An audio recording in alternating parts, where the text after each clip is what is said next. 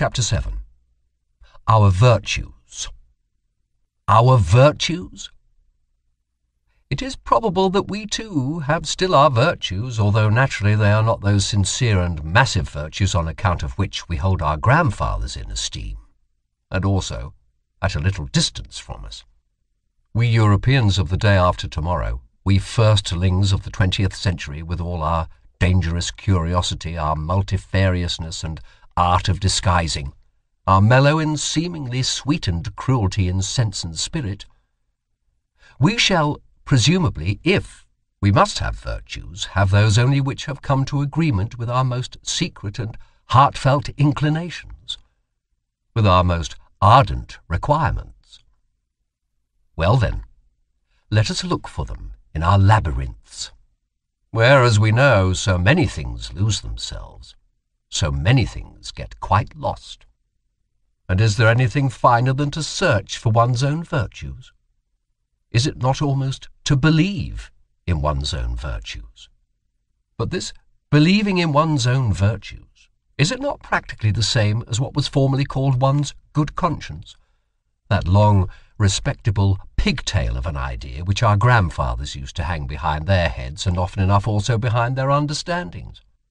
It seems therefore that however little we may imagine ourselves to be old-fashioned and grandfatherly, respectable in other respects, in one thing we are nevertheless the worthy grandchildren of our grandfathers. We last Europeans with good consciences, we also still wear their pigtail. Ah! If you only knew how soon, so very soon, it will be different. As in the stellar firmament, there are sometimes two suns which determine the path of one planet. And in certain cases suns of different colours shine around a single planet, now with red light, now with green, and then simultaneously illumine and flood it with motley colours. So we modern men, owing to the complicated mechanism of our firmament, are determined by different moralities. Our actions shine alternately in different colours and are seldom unequivocal. And there are often cases also in which our actions are motley coloured. To love one's enemies, I think that has been well learned. It takes place thousands of times at present on a large and small scale. Indeed, at times the higher and sublimer thing takes place. We learn to despise when we love, and precisely when we love best. All of it, however, unconsciously, without noise, without ostentation, with the shame and secrecy of goodness which forbids the utterance of the pompous word and the formula of virtue. Morality as attitude is opposed to our taste nowadays. This is also an advance, as it was an advance in our fathers that religion as an attitude finally became opposed to their taste, including the enmity and Voltairean bitterness against religion, and all that formerly belonged to freethinker pantomime. It is the music in our conscience, the dance in our spirit, to which Puritan litanies, moral sermons, and goody-goodness won't chime. Let us be careful in dealing with those who attach great importance to being credited with moral tact and subtlety in moral discernment. They never forgive us if they have once made a mistake before us, or even with regard to us. They inevitably become our instinctive calumniators and detractors, even when they still remain our friends. Blessed are the forgetful, for they get the better, even of their blunders. The psychologists of France, and where else are there still psychologists nowadays, have never yet exhausted their bitter and manifold enjoyment of the bêtise bourgeoise, just as though, in short, they betray something thereby. Flaubert, for example, the honest citizen of Rouen, neither saw, heard, nor tasted anything else in the end. It was his mode of self-torment and refined cruelty. As this is growing wearisome, I would now recommend for a change something else for a pleasure, namely, the unconscious astuteness with which good, fat, honest mediocrity always behaves towards loftier spirits and the tasks they have to perform. The subtle, barbed, Jesuitical astuteness, which is 1,000 times subtler than the taste and understanding of the middle class in its best moments, subtler even than the understanding of its victims. A repeated proof that instinct is the most intelligent of all kinds of intelligence which have hitherto been discovered. In short, you psychologists study the philosophy of the rule in its struggle with the exception. There you have a spectacle fit for gods and godlike malignity. Or, in plainer words, practice vivisection on good people, on the homo bonae voluntatis, on yourselves. The practice of judging and condemning morally is the favourite revenge of the intellectually shallow on those who are less so. It is also a kind of indemnity for their being badly endowed by nature, and finally it is an opportunity for acquiring spirit and becoming subtle. Malice spiritualizes. They are glad in their inmost heart that there is a standard according to which those who are over-endowed with intellectual goods and privileges are equal to them. They contend for the equality of all before God, and almost need the belief in God for this purpose. It is among them that the most powerful antagonists of atheism are found. If anyone were to say to them, "A lofty spirituality is beyond all comparison with the honesty and respectability of a merely moral man," it would make them furious. I shall take care not to say so. I would rather flatter them with my theory that lofty spirituality itself exists only as the ultimate product of moral qualities, that it is a synthesis of all qualities attributed to the merely moral man, after they have been acquired singly through long training and practice, perhaps during a whole series of generations. That lofty spirituality is precisely the spiritualizing of justice, and the beneficent severity which knows that it is authorized to maintain gradations of rank in the world, even among things, and not only among men. Now that the praise of the disinterested person is so popular, one must, probably not without some danger, get an idea of what people actually take an interest in, and what are the things generally which fundamentally and profoundly concern ordinary men, including the cultured, even the learned, and perhaps philosophers also, if appearances do not deceive. The fact thereby becomes obvious that the greater part of what interests and charms higher natures and more refined and fastidious tastes seems absolutely uninteresting to the average man, if, notwithstanding he perceive devotion to these interests, he calls it désintresse, and wonders how it is possible to act disinterestedly. There have been philosophers who could give this popular astonishment a seductive and mystical otherworldly expression, perhaps because they did not know the higher nature by experience.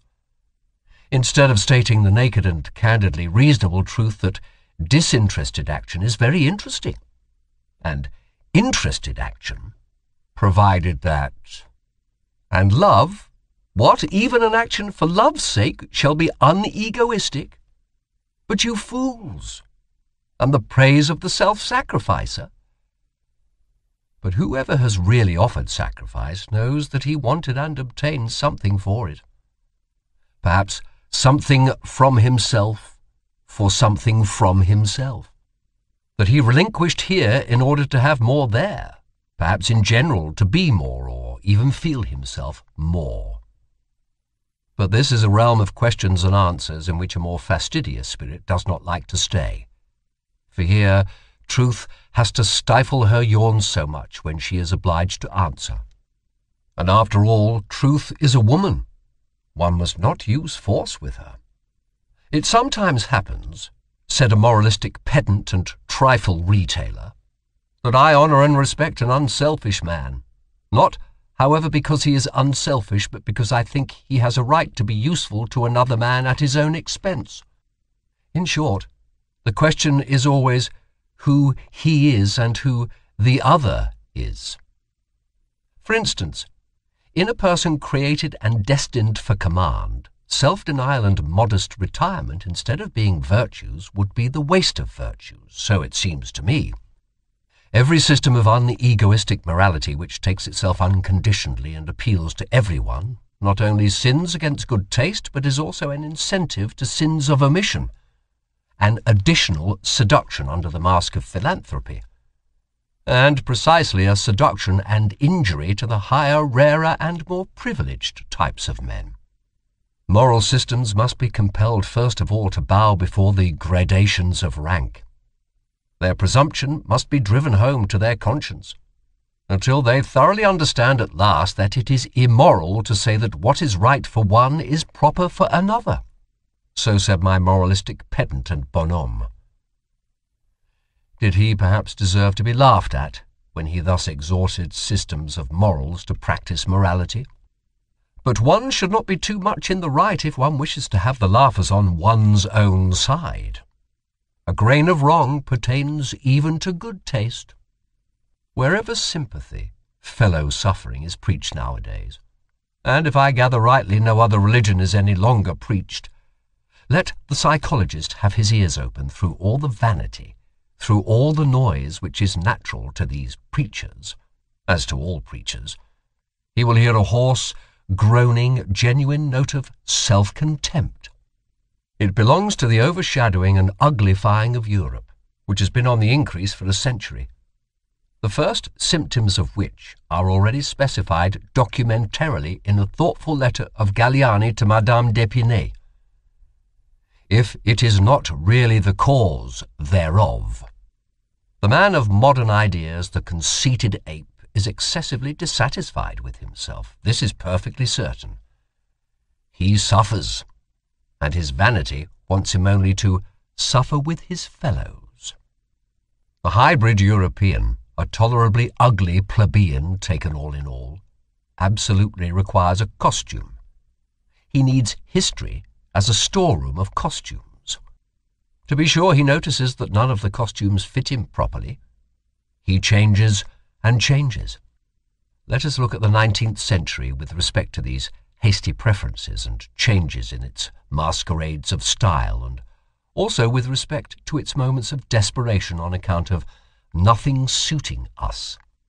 It is in vain to get ourselves up as romantic or classical or Christian or Florentine or Barocco or national in moribus et artibus. It does not clothe us. But the spirit, especially the historical spirit, profits even by this desperation. Once and again a new sample of the past or of the foreign is tested, put on, taken off, packed up, and above all studied. We are the first studious age in puncto of costumes. I mean, as concerns morals, articles of belief, artistic tastes, and religions. We are prepared as no other age has ever been for a carnival in the grand style, for the most spiritual festival, laughter and arrogance for the transcendental height of supreme folly and Aristophanic ridicule of the world. Perhaps we are still discovering the domain of our invention just here, the domain where even we can still be original, probably as parodists of the world's history, and as God's Merry Andrews, perhaps. Though nothing else of the present have a future, our laughter itself may have a future. The historical sense, or the capacity for divining quickly the order of rank of the valuations according to which a people, a community, or an individual has lived, the divining instinct for the relationships of these valuations, for the relation of the authority of the valuations to the authority of the operating forces. This historical sense, which we Europeans claim as our specialty, has come to us in the train of the enchanting and mad semi-barbarity into which Europe has been plunged by the democratic mingling of classes and races. It is only the 19th century that has recognized this faculty as its sixth sense. Owing to this mingling, the past of every form and mode of life and of cultures which were formerly closely contiguous and superimposed on one another flows forth into us modern souls. Our instincts now run back in all directions. We ourselves are a kind of chaos. In the end, as we have said, the spirit perceives its advantage therein. By means of our semi-barbarity in body and in desire, we have secret access everywhere, such as a noble age never had. We have access above all to the labyrinth of imperfect civilizations, and to every form of semi-barbarity that has at any time existed on earth. And insofar as the most considerable part of human civilization hitherto has just been semi-barbarity, the historical sense implies almost the sense and instinct for everything, the taste and tongue for everything, whereby it immediately proves itself to be an ignoble sense. For instance, we enjoy Homer once more. It is perhaps our happiest acquisition that we know how to appreciate Homer, whom men of distinguished culture, as the French of the 17th century, like Saint-Evremond, who reproached him for his esprit vaste, and even Voltaire, the last echo of the century, cannot and could not so easily appropriate, whom they scarcely permitted themselves to enjoy.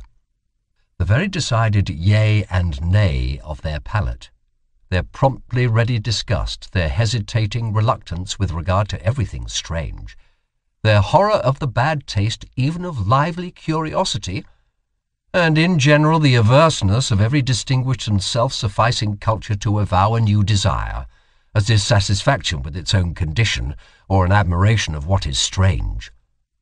All this determines and disposes them unfavourably even towards the best things of the world which are not their property or could not become their prey. And no faculty is more unintelligible to such men than just this historical sense, with its truckling, plebeian curiosity. The case is not different with Shakespeare, that marvellous Spanish, Moorish, Saxon synthesis of taste over whom an ancient Athenian of the circle of Aeschylus would have half killed himself with laughter or irritation. But we accept precisely this wild mottliness, this medley of the most delicate, the most coarse, and the most artificial, with a secret confidence and cordiality. We enjoy it as a refinement of art reserved expressly for us, and allow ourselves to be as little disturbed by the repulsive fumes and the proximity of the English populace in which Shakespeare's art and taste lives, as perhaps on the Chioggia of Naples, where with all our senses awake we go our way, enchanted and voluntarily, in spite of the drain odour of the lower quarters of the town. That as men of the historical sense we have our virtues is not to be disputed. We are unpretentious, unselfish, modest, brave, habituated to self-control and self-renunciation, very grateful, very patient, very complacent. But with all this we are perhaps not very tasteful. Let us finally confess it, that what is most difficult for us men of the historical sense to grasp, feel, taste, and love, what finds us fundamentally prejudiced and almost hostile, is precisely the perfection and ultimate maturity in every culture and art, the essentially noble in works and men, their moment of smooth sea and halcyon self-sufficiency, the goldenness and coldness which all things show that have perfected themselves. Perhaps our great virtue of the historical sense is in necessary contrast to good taste, at least to the very bad taste. And we can only evoke in ourselves imperfectly, hesitatingly, and with compulsion the small, short, and happy godsends and glorifications of human life as they shine here and there. Those moments and marvellous experiences when a great power has voluntarily come to a halt before the boundless and infinite. When a superabundance of refined delight has been enjoyed by a sudden checking and petrifying, by standing firmly and planting oneself fixedly on still trembling ground. Proportionateness is strange to us. Let us confess it to ourselves. Our itching is really the itching for the infinite, the immeasurable. Like the rider on his forward panting horse, we let the reins fall before the infinite, we modern men, we semi-barbarians, and are only in our highest bliss when we are in most danger. Whether it be hedonism, pessimism, utilitarianism, or eudaimonism, all those modes of thinking which measure the worth of things according to pleasure and pain, that is, according to accompanying circumstances and secondary considerations, are plausible modes of thought and naivetés which everyone conscious of creative powers and an artist's conscience will look down upon with scorn, though not without sympathy. Sympathy for you. To be sure, that is not a sympathy as you understand it. It is not sympathy for social distress, for society with its sick and misfortuned, for the hereditarily vicious and defective who lie on the ground around us. Still less is it sympathy for the grumbling, vexed, revolutionary slave classes who strive after power. They call it freedom. Our sympathy is a loftier and further-sighted sympathy. We see how man dwarfs himself, how you dwarf him.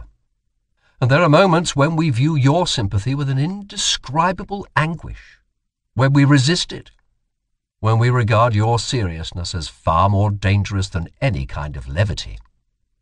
You want, if possible, and there is not a more foolish if possible, to do away with suffering.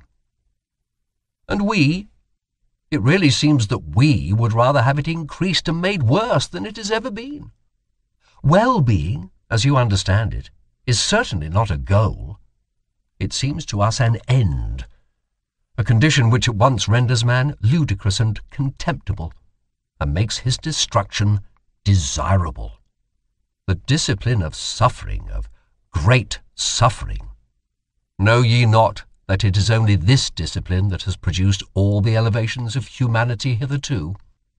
The tension of soul in misfortune, which communicates to it its energy, its shuddering in view of rack and ruin, its inventiveness and bravery in undergoing, enduring, interpreting, and exploiting misfortune, and whatever depth, mystery, disguise, spirit, artifice, or greatness has been bestowed upon the soul, has it not been bestowed through suffering, through the discipline of great suffering? In man, creature and creator are united. In man there is not only matter, shred, excess, clay, mire, folly, chaos, but there is also the creator, the sculptor, the hardness of the hammer, the divinity of the spectator, and the seventh day. Do ye understand this contrast? And that your sympathy for the creature in man applies to that which has to be fashioned, bruised, forged, stretched, roasted, annealed, refined, to that which must necessarily suffer and is meant to suffer? And our sympathy? Do ye not yet understand what our reverse sympathy applies to when it resists your sympathy as the worst of all pampering and enervation? So it is sympathy against sympathy. But to repeat it once more, there are higher problems than the problems of pleasure and pain and sympathy, and all systems of philosophy which deal only with these are naivetés. We immoralists, this world with which we are concerned, in which we have to fear and love, this almost invisible, inaudible world of delicate command and delicate obedience, a world of almost in every respect, captious, insidious, sharp and tender. Yes, it is well protected from clumsy spectators and familiar curiosity. We are woven into a strong net and garment of duties, and cannot disengage ourselves. Precisely here we are men of duty, even we. Occasionally, it is true, we dance in our chains and betwixt our swords. It is none the less true that more often we gnash our teeth under the circumstances and are impatient at the secret hardship of our lot. But do what we will, fools and appearances say of us, these are men without duty. We have always fools and appearances against us. Honesty granting that it is the virtue of which we cannot rid ourselves, we free spirits, well, we will labour at it with all our perversity and love, and not tire of perfecting ourselves in our virtue, which alone remains. May its glance some day overspread like a gilded blue mocking twilight this aging civilization with its dull, gloomy seriousness. And if nevertheless our honesty should one day grow weary, and sigh and stretch its limbs, and find us too hard, and would fain have it pleasanter, easier, and gentler like an agreeable vice, let us remain hard, we latest Stoics, and let us send to its help whatever devilry we have in us. Our disgust at the clumsy and undefined, our nitimur in vetitum, our love of adventure, our sharpened and fastidious curiosity, our most subtle, disguised, intellectual will to power and universal conquest, which rambles and roves avidiously around all the realms of the future. Let us go with all our devils to the help of our God. It is probable that people will misunderstand and mistake us on that account. What does it matter? They will say their honesty, that is their devilry and nothing else. What does it matter? And even if they were right, have not all gods hitherto been such sanctified, rebaptized devils? And after all, what do we know of ourselves, and what the spirit that leads us wants to be called? It is a question of names. And how many spirits we harbour? Our honesty, we free spirits, let us be careful lest it become our vanity, our ornament and ostentation, our limitation, our stupidity. Every virtue inclines to stupidity, every stupidity to virtue. Stupid to the point of sanctity, they say in Russia. Let us be careful lest out of pure honesty we eventually become saints and bores. Is not life 100 times too short for us to bore ourselves? One would have to believe in eternal life in order to. I hope to be forgiven for discovering that all moral philosophy hitherto has been tedious and has belonged to the soporific appliances, and that virtue, in my opinion, has been more injured by the tediousness of its advocates than by anything else.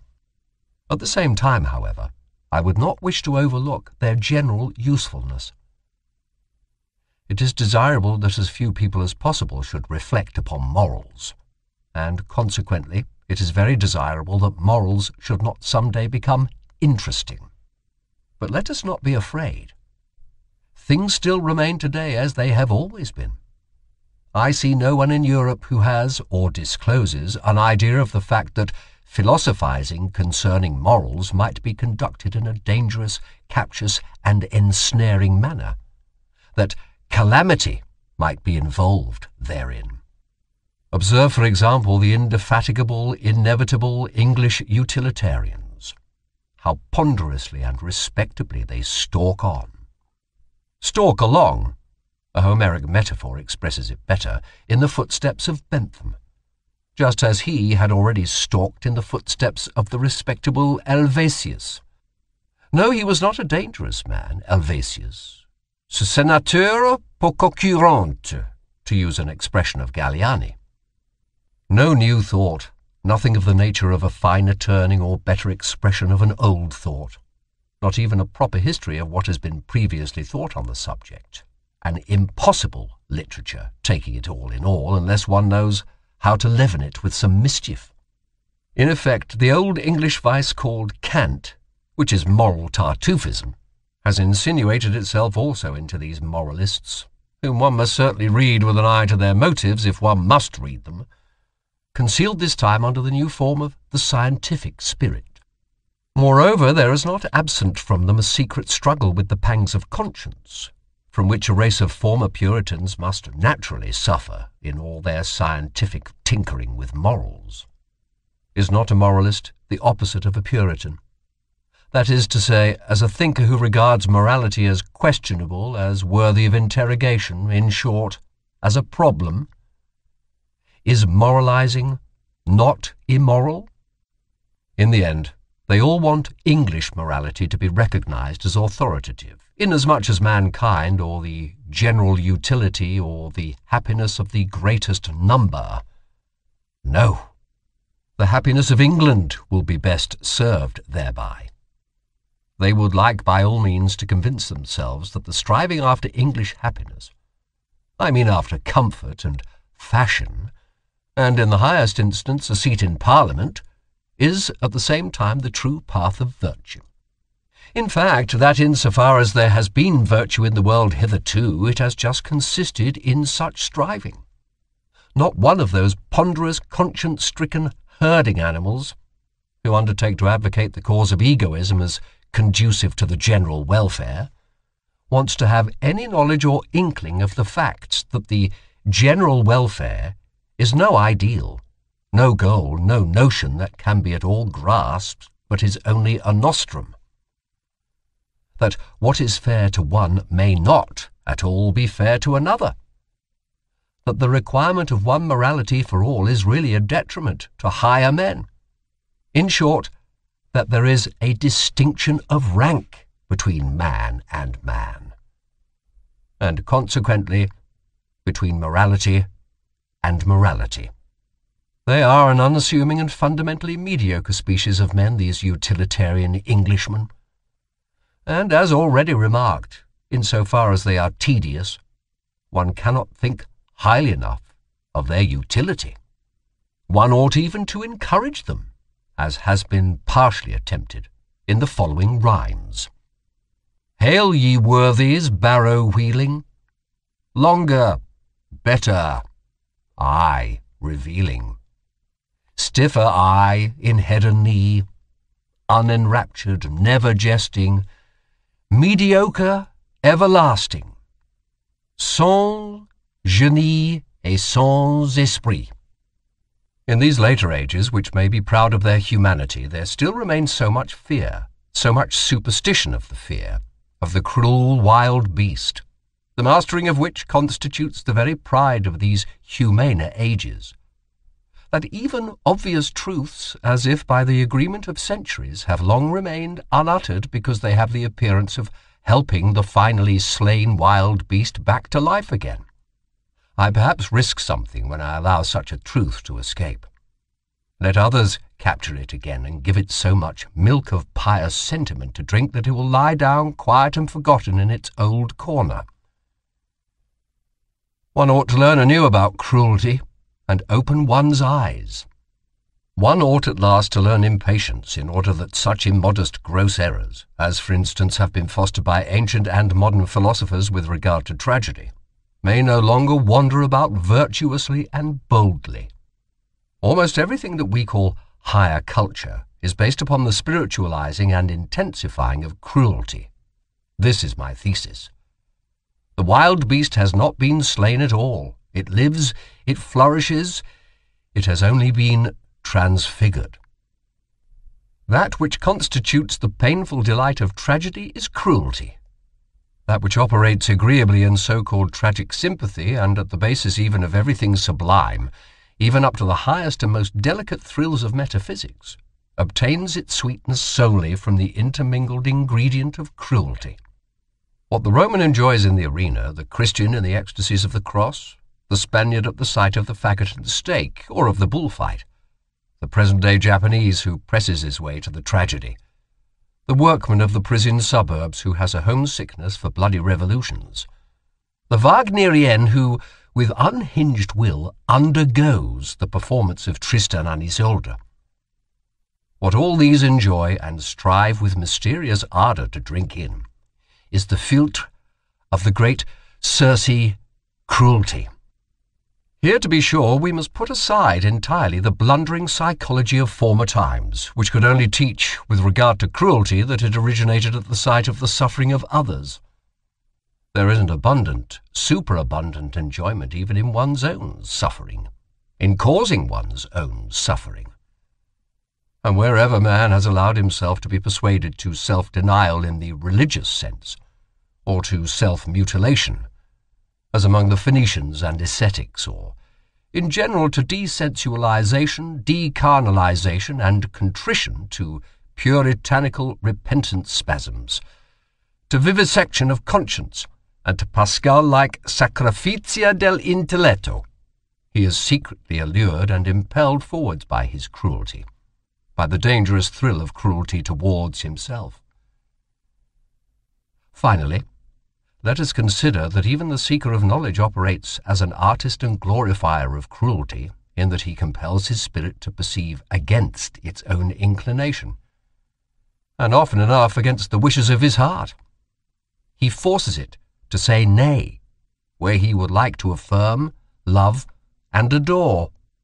Indeed, every instance of taking a thing profoundly and fundamentally is a violation, an intentional injuring of the fundamental will of the spirit, which instinctively aims at appearance and superficiality.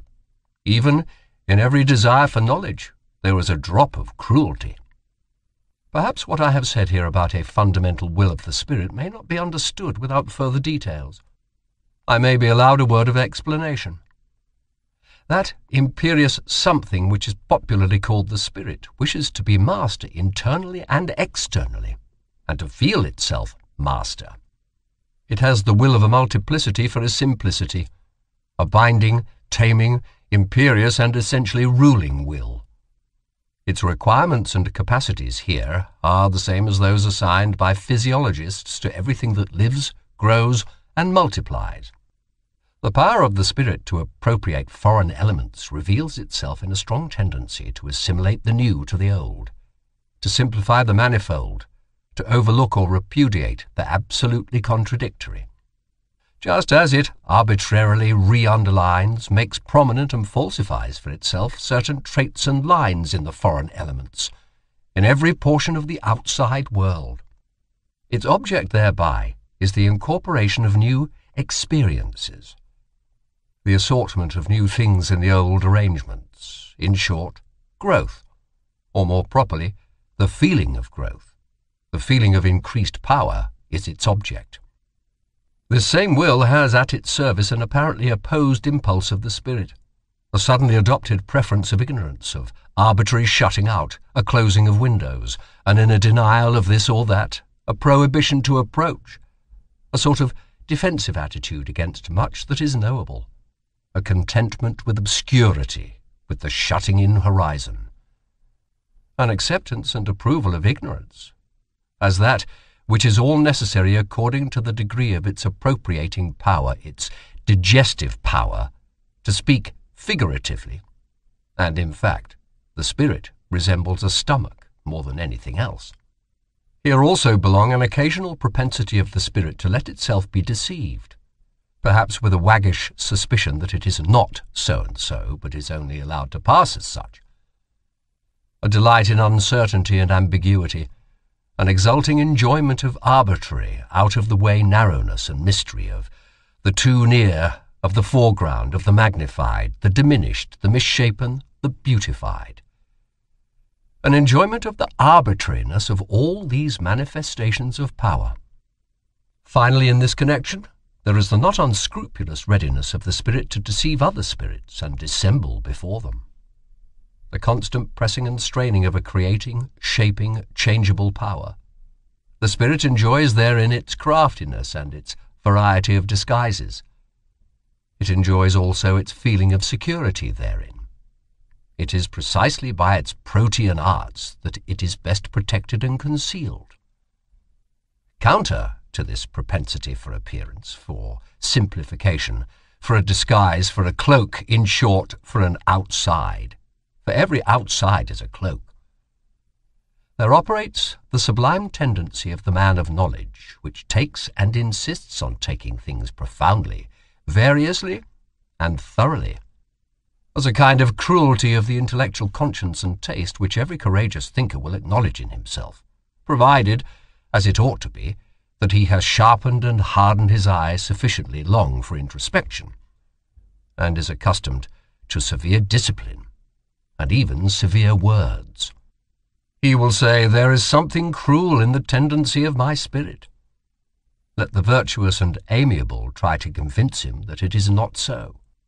In fact, it would sound nicer if, instead of our cruelty, perhaps our extravagant honesty were talked about, whispered about, and glorified. We free, very free spirits. And some day, perhaps, such will actually be our posthumous glory. Meanwhile, for there is plenty of time until then, we should be least inclined to deck ourselves out in such florid and fringed moral verbiage. Our whole former work has just made us sick of this taste and its sprightly exuberance. They are beautiful, glistening, jingling, festive words. Honesty, love of truth, love of wisdom, sacrifice for knowledge, heroism of the truthful. There is something in them that makes one's heart swell with pride. But we anchorites and marmots have long ago persuaded ourselves in all the secrecy of an anchorite's conscience that this worthy parade of verbiage also belongs to the old force adornment, frippery, and gold dust of unconscious human vanity, and that even under such flattering colour and repainting, the terrible original text, homo natura, must again be recognized. In effect, to translate man back again into nature, to master the many vain and visionary interpretations and subordinate meanings which have hitherto been scratched and daubed over the eternal original text, homo natura. To bring it about that man shall henceforth stand before man as he now, hardened by the discipline of science, stands before the other forms of nature, with fearless Oedipus eyes and stopped Ulysses ears, deaf to the enticements of old metaphysical bird-catchers who have piped to him far too long. Thou art more. Thou art higher. Thou hast a different origin. This may be a strange and foolish task, but that it is a task, who can deny? Why did we choose it, this foolish task? Or, to put the question differently, why knowledge at all? Everyone will ask us about this. And thus pressed, we, who have asked ourselves the question 100 times, have not found and cannot find any better answer. Learning alters us. It does what all nourishment does, that does not merely conserve, as the physiologist knows. But at the bottom of our souls, quite down below, there is certainly something unteachable, a granite of spiritual fate, of predetermined decision and answer to predetermined chosen questions. In each cardinal problem there speaks an unchangeable I am this. A thinker cannot learn anew about a man and woman, for instance, but can only learn fully. He can only follow to the end what is fixed about them in himself. Occasionally we find certain solutions of problems which make strong beliefs for us. Perhaps they are henceforth called convictions. Later on one sees in them only footsteps to self-knowledge, guideposts to the problem which we ourselves are, or more correctly to the great stupidity which we embody, our spiritual fate, the unteachable in us, quite down below. In view of this liberal compliment which I have just paid myself, permission will perhaps be more readily allowed me to utter some truths about woman as she is, provided that it is known at the outset how literally they are merely my truths. Woman wishes to be independent, and therefore she begins to enlighten men about woman as she is. This is one of the worst developments of the general uglifying of Europe. For what must these clumsy attempts of feminine scientificality and self-exposure bring to light? Woman has so much cause for shame. In woman there is so much pedantry, superficiality, schoolmasterliness, petty presumption, unbridledness, and indiscretion concealed. Study only woman's behaviour towards children, which has really been best restrained and dominated hitherto by the fear of a man. Alas, if ever the eternally tedious in woman, she has plenty of it, is allowed to venture forth, if she begins radically and on principle to unlearn her wisdom and art of charming, of playing, of frightening away sorrow, of alleviating and taking easily, if she forgets her delicate aptitude for agreeable desires, female voices are already raised, which, by Saint Aristophanes, make one afraid. With medical explicitness, it is stated in a threatening manner what woman first and last requires from man. Is it not in the very worst taste that woman thus sets herself up to be scientific? Enlightenment hitherto has fortunately been men's affair, men's gift. We remained therewith among ourselves. And in the end, in view of all that women write about woman, we may well have considerable doubt as to whether woman really desires enlightenment about herself, and can desire it. If woman does not thereby seek a new ornament for herself, I believe ornamentation belongs to the eternally feminine. Why, then, she wishes to make herself feared? Perhaps she thereby wishes to get the mastery. But she does not want truth. What does woman care for truth? From the very first, nothing is more foreign, more repugnant, or more hostile to woman than truth. Her great art is falsehood. Her chief concern is appearance and beauty. Let us confess it, we men. We honour and love this very art and this very instinct in woman. We who have the hard task and for our recreation gladly seek the company of beings under whose hands, glances and delicate follies, our seriousness, our gravity and profundity appear almost like follies to us. Finally, I ask the question, did a woman herself ever acknowledge profundity in a woman's mind, or justice in a woman's heart? And is it not true that on the whole woman has hitherto been most despised by woman herself, and not at all by us? We men desire that woman should not continue to compromise herself by enlightening us, just as it was man's care and the consideration for woman when the Church decreed mulier taceat in ecclesia. It was to the benefit of woman when Napoleon gave the too eloquent Madame de Staël to understand mulier taceat in politicis. And in my opinion, he is a true friend of woman who calls out to women today, mulier taceat de mulierel. It betrays corruption of the instincts, apart from the fact that it betrays bad taste, when a woman refers to Madame Roland or Madame de Staël or Monsieur Georges Sand as though something were proved thereby in favour of woman as she is. Among men, these are the three comical women as they are, nothing more, and just the best involuntary counter-arguments against feminine emancipation and autonomy. Stupidity in the kitchen, woman as cook, the terrible thoughtlessness with which the feeding of the family and the master of the house is managed. Woman does not understand what food means, and she insists on being cook. If woman had been a thinking creature, she should certainly, as cook for thousands of years, have discovered the most important physiological facts, and should likewise have got possession of the healing art. Through bad female cooks, through the entire lack of reason in the kitchen, the development of mankind has been longest retarded and most interfered with. Even today matters are very little better. A word to high school girls. There are turns and casts of fancy. There are sentences, little handfuls of words in which a whole culture, a whole society suddenly crystallizes itself. Among these is the incidental remark of Madame de Lambert to her son. Mon ami, ne vous permettez jamais que des folies qui vous feront grand plaisir. The motherliest and wisest remark, by the way, that was ever addressed to a son.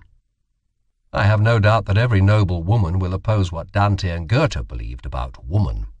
The former, when he sang Ella guardava suso ed io in lei, and the latter, when he interpreted it, the eternally feminine draws us aloft. For this is just what she believes of the eternally masculine. 7 apothegms for women. How the longest ennui flees when a man comes to our knees. Age, alas, and science stayed, furnish even weak virtue aid. Sombre garb and silence meet, dress for every dame, discreet. Whom I thank when in my bliss? God, and my good tailoress. Young, a flower-decked cavern home. Old, a dragon thence doth roam. Noble title, leg that's fine, man as well, oh were he mine. Speech in brief and sense in mass, slippery for the jenny ass. Woman has hitherto been treated by men like birds, which, losing their way, have come down among them from an elevation, as something delicate, fragile, wild, strange, sweet, and animating, but as something also which must be cooped up to prevent it flying away. To be mistaken in the fundamental problem of man and woman, to deny here the profoundest antagonism and necessity for eternally hostile tension, to dream here perhaps of equal rights, equal training, equal claims and obligations, that is a typical sign of shallow-mindedness. And a thinker who has proved himself shallow at this dangerous spot, shallow in instinct, may generally be regarded as suspicious, nay more, as betrayed, as discovered. He will probably prove too short for all fundamental questions of life, future as well as present, and will be unable to descend into any of the depths. On the other hand, a man who has depth of spirit as well as of desires, and has also the depth of benevolence, which is capable of severity and harshness, and easily confounded with them, can only think of woman as Orientals do. He must conceive of her as a possession, a confinable property, as a being predestined for service, and accomplishing her mission therein, he must take his stand in this matter upon the immense rationality of Asia, upon the superiority of the instinct of Asia, as the Greeks did formerly. Those best heirs and scholars of Asia, who, as is well known, with their increasing culture and amplitude of power from Homer to the time of Pericles, became gradually stricter towards woman. In short, more oriental. How necessary, how logical, even how humanely desirable this was, let us consider for ourselves. The weaker sex has in no previous age been treated with so much respect by men as at present. This belongs to the tendency and fundamental taste of democracy in the same way as disrespectfulness to old age. What wonder is it that abuse should be immediately made of this respect? They want more. They learn to make claims. The tribute of respect is at last felt to be well-nigh galling. Rivalry for rights, indeed actual strife itself, would be preferred. In a word, woman is losing modesty. But let us immediately add that she is also losing taste. She is unlearning to fear man. But the woman who unlearns to fear sacrifices her most womanly instincts. That woman should venture forward when the fear-inspiring quality in man, or more definitely the man in man, is no longer either desired or fully developed, is reasonable enough and also intelligible enough. What is more difficult to understand is that precisely thereby woman deteriorates. This is what is happening nowadays. Let us not deceive ourselves about it. Wherever the industrial spirit has triumphed over the military and aristocratic spirit, woman strives for the economic and legal independence of a clerk. Woman as clerkess is inscribed on the portal of the modern society, which is in course of formation. While she thus appropriates new rights, aspires to be master, and inscribes progress of woman on her flags and banners, the very opposite realizes itself with terrible obviousness.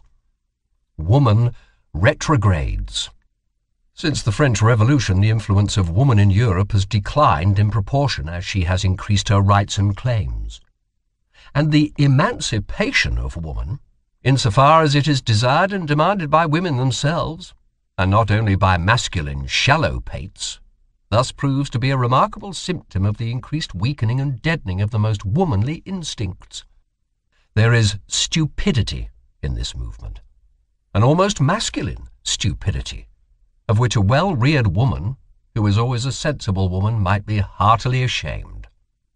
To lose the intuition as to the ground upon which she can most surely achieve victory, to neglect exercise in the use of her proper weapons, to let herself go before man, perhaps even to the book where formerly she kept herself in control and in refined, artful humility, to neutralize with her virtuous audacity man's faith in a veiled, fundamentally different ideal in woman, something eternally, necessarily feminine, to emphatically and loquaciously dissuade man from the idea that woman must be preserved, cared for, protected, and indulged like some delicate, strangely wild, and often pleasant domestic animal. The clumsy and indignant collection of everything of the nature of servitude and bondage which the position of woman in the hitherto existing order of society has entailed and still entails, as though slavery were a counter-argument and not rather a condition of every higher culture, of every elevation of culture. What does all this betoken, if not a disintegration of womanly instincts? A defeminizing? Certainly there are enough of idiotic friends and corrupters of woman among the learned asses of the masculine sex who advise woman to defeminize herself in this manner, and to imitate all the stupidities from which man in Europe, European manliness, suffers, who would like to lower woman to general culture, indeed even to newspaper reading, and meddling with politics. Here and there they wish even to make women into free spirits and literary workers, as though a woman without piety would not be something perfectly obnoxious or ludicrous to a profound and godless man. Almost everywhere her nerves are being ruined by the most morbid and dangerous kind of music, our latest German music, and she is daily being made more hysterical and more incapable of fulfilling her first and last function, that of bearing robust children. They wish to cultivate her, in general, still more, and intend, as they say, to make the weaker sex strong by culture, as if history did not teach in the most emphatic manner that the cultivating of mankind and his weakening, that is to say, the weakening, dissipating, and languishing of his force of will, have always kept pace with one another, and that the most powerful and influential women in the world, and lastly the mother of Napoleon, had just to thank their force of will and not their schoolmasters for their power and ascendancy over men. That which inspires respect in woman, and often enough fear also, is her nature, which is more natural than that of man. Her genuine carnivora-like cunning flexibility, her tiger claws beneath the glove, her naivete in egoism, her untrainableness and innate wildness, the incomprehensibleness, extent, and deviation of her desires and virtues.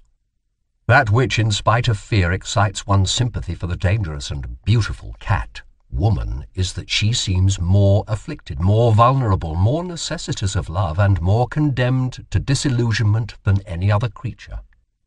Fear and sympathy it is with these feelings that man has hitherto stood in the presence of woman, always with one foot already in tragedy, which rends while it delights. What? And all that is now to be at an end? And the disenchantment of woman is in progress? The tediousness of woman is slowly evolving? Oh, Europe, Europe, we know the horned animal which was always most attractive to thee, from which danger is ever again threatening thee. Thy old fable might once more become history, and immense stupidity might once again overmaster thee and carry thee away. And no God concealed beneath it. No, only an idea, a modern idea.